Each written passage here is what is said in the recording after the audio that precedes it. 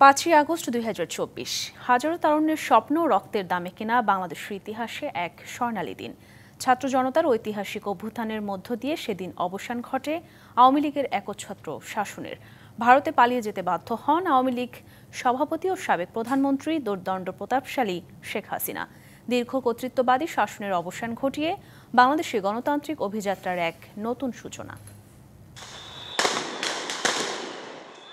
৩৬ দিনের টানা দমন নিপীড়ন, দিন যতই যাচ্ছিল সময় ততই ঘনিয়ে আসছিল। অনেকেই বুঝে গিয়েছিল সরকার পতন অনিবার্য, কিন্তু তখনও অনড় অবস্থানে দোদণ্ড প্রতাপে ক্ষমতায় আঁকড়ে থাকা শেখ হাসিনা। তবে আন্দোলনের মোড় ঘুরিয়ে দিয়েছিল ২০২৪ সালের ১৬ জুলাই রংপুরের রাজপথে আবু সাইদের বুলেটের সামনে বুক পেতে দেয়া।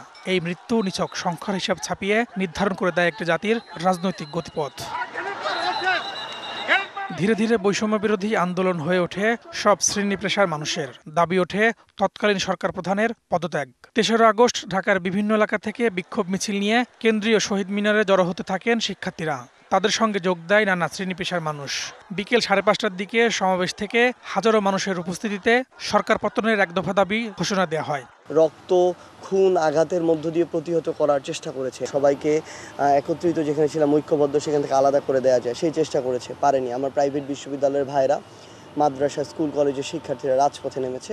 আর ৪ঠা আগস্ট শেখ হাসিনার পতনের দিনক্ষণই একরকম নির্ধারিত হয়ে যায়। সেদিন বৈষম্য বিরোধী আন্দোলনের পক্ষ থেকে আসিফ মাহমুদ সজীব ভুঁইয়া ঘোষণা করেন ৬ তারিখ নয়, একদিন আগেই ৫ আগস্টেই হবে মার্চ টু ঢাকা কর্মসূচি। ২৫ বছরের ওয়ারেন্টিযুক্ত দীর্ঘস্থায়ী দরজা প্রোটেক্টর, আধুনিক ও মজবুত দরজা।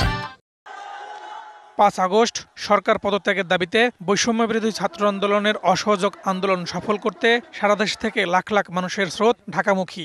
আমাদের প্ল্যান ছিল সারা দেশ থেকে প্রায় অর্ধ কোটি মানুষ, কমপক্ষে অর্ধ কোটি মানুষ ঢাকায় আসবে, এটা আমাদের ঘোষণা ছিল। ফেসবুকে আমরা আগের রাতে পোস্ট দিয়েছিলাম। প্রথমে ঢাকার কিছু মানুষ শহীদ মিনারে জড়ো হয়, তো ওইখানে পুলিশ গুলি চালায়।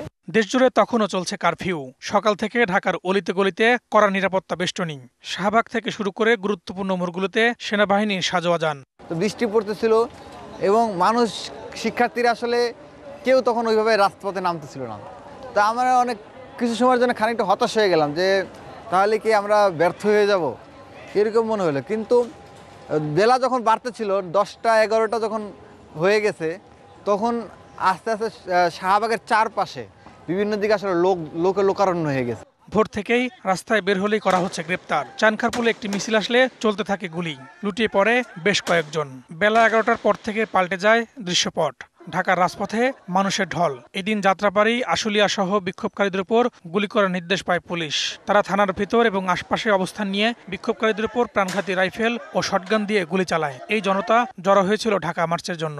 যত দূর চোখ যায় শুধু সাধারণ জনগণের দৃশ্য, কিন্তু হঠাৎ করে, বিশেষ করে আপনার 2টার পর থেকে আমরা অনেক গুলির আওয়াজ শুনছি। আমরা স্বাভাবিকভাবে এগিয়ে যেতে যাচ্ছি, আর আমি নয়াপল্টন পার্টি অফিসে আসবো। তো আসার জন্য স্বাভাবিকভাবে যাত্রাবাড়ি মোড় হয়ে আসা হচ্ছে। তো আমরা যত সম্মুখে যাচ্ছি তত গুলির শব্দ তীব্রতর হচ্ছে। কারফিউ উপেক্ষা করে বিভিন্ন স্থান থেকে আসতে শুরু করে শিক্ষার্থী, রাজনৈতিক নেতাকর্মী সহ নানা শ্রেণী পেশার মানুষ। শাহবাগ, কেন্দ্রীয় শহীদ মিনার সহ গুরুত্বপূর্ণ পয়েন্টগুলো হয়ে যায় লোকে লোকারণ্য। আমাদের চিন্তা ছিল যদি আমরা একটা গ্রুপ দাঁড়ায় যেতে পারি, সাধারণ নাগরিক চলে আসবে। দাঁড়ানোটা ফ্যাক্টর, যেমন শাহবাগে খুব ক্রিটিক্যাল পরিবেশ, দাঁড়াতে পারছিল না। পরে যখন ছোট্ট একটা গ্রুপ মোটামুটি ইউনাইটেড হয়ে যখন একসাথে 4-5 থেকে মার্চ হয়, মানে শাহবাগ দাঁড়ায় গেল, তখন সাধারণ মানুষ শুদ্ধভাবে চলে আসছে। ছাত্রদের এই আন্দোলনকে নিজেদের আন্দোলন হিসেবে, নিজেদের অধিকার প্রতিষ্ঠার আদায়ের লক্ষ্যে, নিজেদের অধিকারের আন্দোলন হিসেবে তারা কিন্তু এটিকে রূপান্তরিত করেছে, এবং তারই প্রেক্ষিতে কিন্তু এই জুলাই আগস্টের 5 আগস্টের এই ঐতিহাসিক বিজয় অর্জন সম্ভব হয়েছে। এদিকে তখনও গণভবনে চলছে দেন দরবার। ক্ষমতা ছাড়তে নারাজ শেখ হাসিনা। অবশেষে জনতার ঢল গণভবনমুখী হলে ক্ষমতা ছাড়তে বাধ্য হন তিনি। একটি সামরিক কার্গো বিমানে ভারতের উদ্দেশ্যে উড়াল দেন শেখ হাসিনা। বেলা 3টার দিকে নিরাপত্তা বাহিনীর ব্যারিকেড ভেঙে গণভবনে ঢুকে পড়ে হাজারো ছাত্র জনতা। সংসদ ভবনেরও দখল নেয় সর্বস্তরের মানুষ।